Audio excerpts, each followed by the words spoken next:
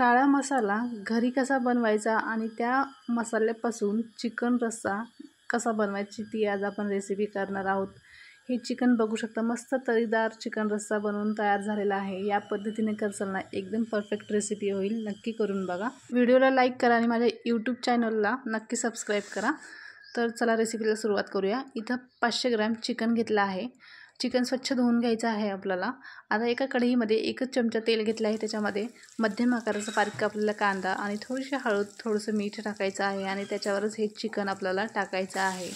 Chicken व्यवस्थित mix करून घ्यायचं आहे आणि 10 मिनिटं आपल्याला हे चिकन छान शिजवून घ्यायचं आहे। आता लगेच याच्यामध्ये पाणी टाकायचं नाही आहे, जे चिकनचं पाणी सुटतं ना त्याच पाण्यावर आपल्याला हे चिकन छान शिजवून घ्यायचं आहे। आता या प्लेटीवर आपल्याला 1 ग्लास पाणी टाकायचं आहे। जर चिकन नाही शिजलं ना तर चिकनमधलं सगळं पाणी आटलं तर हे प्लेटीवरचं आपण पाणी त्याच्यामध्ये ॲड करणार आहोत। आता बऱ्यापैकी चिकनचं पाणी पूर्ण आटलेलं आहे। हे प्लेटीवरचं गरम पाणी आपण याच्यामध्ये टाकणार आहोत आणि पुन्हा 5 मिनिटं आपण शिजू देणार आहोत। तर बघू शकता मस्त असं चिकन शिजून तयार आहे। चिकन साईडला ठेवून देऊया, मसाला तयार करूया। इथं मी तव्यावर सगळे मसाले भाजून घेणार आहोत। तव्यावर खूप छान मसाले भाजले जातात आणि चवीला खूप मस्त लागतो हा मसाला तव्यावर भाजल्यामुळे। 4 चमचे फुटाणे घेतले आहेत। जर फुटाणे नसतील तर तुम्ही डाळवंसुद्धा यूज करू शकता। तर ह्याच्यामध्ये 4 लवंग, 1 इंच दालचिनीचा तुकडा, 4-5 मिरी आणि विलायची खमंग वास येईपर्यंत छान भाजून घ्यायचा आहे। आता त्याच्यामध्येच आपल्याला पाव चमचा जिरं आणि 1 चमचा तीळ आपल्याला व्यवस्थित खमंग भाजून घ्यायचे आहेत। जेवढं छान बारीक गॅसवर भाजसाल ना तेवढं छान मसाला टेस्टी आणि छान होतो आणि भाजी पण चिकन करी किंवा मटन करी म्हणा खूप मस्त होते। तुम्ही ही मटन करीला, चिकन करीला किंवा मासे, खेकडे ह्यासाठी हा मसाला तुम्ही वापरू शकता, मस्त होते। आणि अंडा करी आपण बनवतो ना त्या अंडा करीसाठी सुद्धा हा मसाला वापरू शकता। आता इथं 2 चमचे मी सुकं खोबरं घेतलं आहे। हे खोबरंसुद्धा आपल्याला छान व्यवस्थित भाजून घ्यायचं आहे। तेलाचा वापर करायचा नाही आहे, सगळं असंच भाजून घ्यायचं आहे। आता हे व्यवस्थित भाजल्यावर आपल्याला प्लेटमध्ये काढून घ्यायचं आहे आणि थंड करून घ्यायचं आहे। तर या पद्धतीने करा, मसाला खरंच खूप मस्त होतो आणि खरं सांगते भाजी पण खूप मस्त होते, खरंच नक्की करून बघा। आता हे मसाला थंड झाला आहे तर मिक्सरच्या भांड्यात आपण काढून घेणार आहोत। थोडंसं मी खोबरंसुद्धा भाजून घेतलं आहे, हे खोबरंसुद्धा आपण ह्याच्यामध्ये टाकूया। आता हे सगळे व्यवस्थित मिक्सरला आपण छान फिरून घेणार आहोत। मसाला तयार आहे, बघू शकता। हा मसाला 1 महिना छान बिना फ्रीजचा तुम्ही स्टोर करून ठेवू शकता। 1 महिना छान राहतो हा मसाला।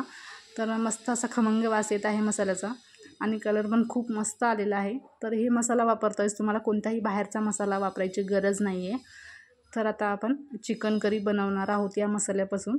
तर इथं मी मोठ्या आकाराचा 1 कांदा घेतला आहे। जर तुमच्याकडे मोठ्या आकाराचा कांदा नसेल तर 2 मध्यम आकाराचे कांदे घेतले तरीही चालतील।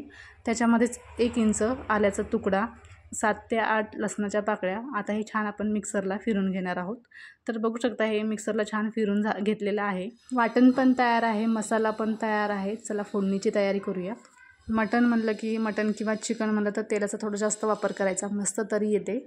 आता इथं मी 4 चमचे तेल घेतलं आहे, त्याच्यामध्ये कांदा आणि लसूणचं आपण वाटण टाकणार आहोत आणि छान परतून घेणार आहोत। कलर चेंज होईपर्यंत आपल्याला व्यवस्थित परतून घ्यायचं आहे। 2 ते 3 मिनटं लागतात। 2 ते 3 मिनटानंतर आपण ह्याच्यामध्ये 1 चमचा लाल तिखट, 1 चमचा कांदा लसूण मसाला, आता हे व्यवस्थित आपल्याला मिक्स करायचं आहे। 1 मिनटं छान व्यवस्थित मिक्स केल्यावर याच्यामध्ये आपण जे मसाला तयार केला होता ना ते सगळा मसाला आपल्याला याच्यामध्ये टाकायचा आहे आणि पुन्हा छान आपण हे मिक्स करून घेणार आहोत। तर एकदम आता फुल गॅसवरच आपल्याला हे सगळं व्यवस्थित मिक्स करायचं आहे। जे आपण चिकन उकडून घेतलेलं आहे ना त्याचं 2 चमचे आपण जे रस्सा आहे ना हळद मिठाचा ते रस्सा आपण याच्यामध्ये टाकूया आणि पुन्हा 1 मिनटं छान परतून घेऊया, म्हणजे काय होतं मसाला छान व्यवस्थित शिजला जातो। आता ही ग्रेव्ही ना किंवा चिकन करी 4 लोकांसाठी बनवत आहे मी। आता याच्यामध्ये हळद आणि मीठ टाकायचं आहे, थोडीशी कोथिंबीर टाकूया, सगळं पुन्हा व्यवस्थित मिक्स करूया। याच्यामध्येच मी धने पावडरसुद्धा अर्धा चमचा धने पावडर टाकला आहे आणि व्यवस्थित मिक्स केलं आहे।